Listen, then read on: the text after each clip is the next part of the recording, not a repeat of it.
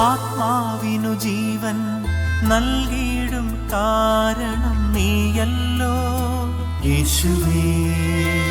യേശു ഉദ്ധാനം ചെയ്തതിനു ശേഷം വളരെ സെലക്റ്റീവ് ഗ്രൂപ്പിനാണ് എപ്പോഴും പ്രത്യക്ഷപ്പെട്ടത്. ആദ്യം മഗ്ദല മറിയത്തിന്, പിന്നീട് എമ്മാവൂസിലേക്ക് പോയ ശിഷ്യന്മാർക്ക്, ഏറ്റവും ഒടുവിലായിട്ട് 11 ശിഷ്യന്മാർക്ക് ഒരുമിച്ച്. എന്തിനായിരിക്കും യേശു അങ്ങനെ കണ്ടത്? യേശുവിന് ഒരുമിച്ചങ്ങ് എല്ലാവരെയും കണ്ടാൽ പോരെ?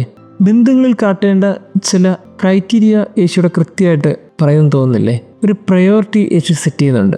ആരെ ആദ്യം കാണണം, എങ്ങനെ അവരോട് സംസാരിക്കണം, എന്ത് സംസാരിക്കണം, വളരെ കൃത്യമാണ്. മഗ്ദല മറിയത്തെ കണ്ടപ്പോൾ കരയേണ്ടെന്നൊക്കെ പറഞ്ഞ് ആശ്വസിപ്പിച്ചു. അവളെ കുറച്ചും കൂടി ഒരു റിലേഷൻഷിപ്പ് ബേസിൽ സംസാരിച്ചു. 2 എമ്മാവൂസിലേക്ക് പോയ ശിഷ്യന്മാരെ കണ്ടപ്പോൾ ഒരു യൂക്കറിസ്റ്റിക് എൻകൗണ്ടർ ആയിരുന്നു.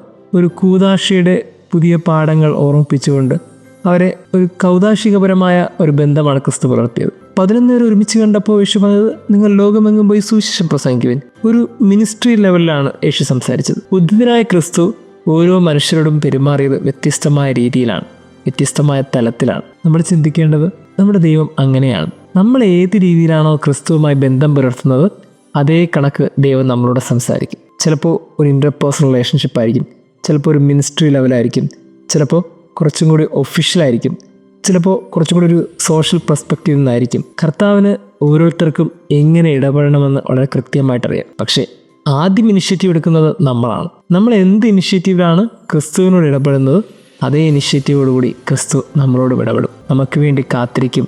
നമ്മളുടെ പിന്നാലെ വന്ന് അവൻ നമ്മളോട് സംസാരിക്കും. ഉദ്ധിതനായ ക്രിസ്തു എല്ലാവർക്കും പ്രത്യക്ഷപ്പെട്ടില്ല. പ്രത്യക്ഷപ്പെട്ടവർക്കൊക്കെ ഉണ്ടായത് വലിയൊരു അനുഭവങ്ങളുടെ കഥയാണ്. ഇന്ന് നമുക്കും വേണ്ടത് ഒരു ഗോഡ് എക്സ്പീരിയൻസ് ആണ്, ഒരു ബന്ധത്തിലൂടെ ഉണ്ടാകുന്ന ഗോഡ് എക്സ്പീരിയൻസ്. ആ ഒരു ഗോഡ് എക്സ്പീരിയൻസിന് മാത്രമേ ഇനി നമ്മെയും നമ്മുടെ ചുറ്റുമുള്ളവരെയും സഹായിക്കാൻ കഴിയൂ എന്ന് തോന്നുന്നു.